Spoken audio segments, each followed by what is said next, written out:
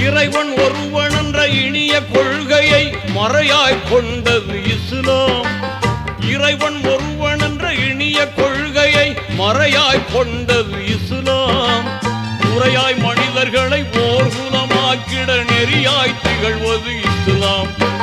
முறையாய் மனிதர்களை ஓர்குலமாக்கிட நெறியாய் திகழ்வது இஸ்லாம்.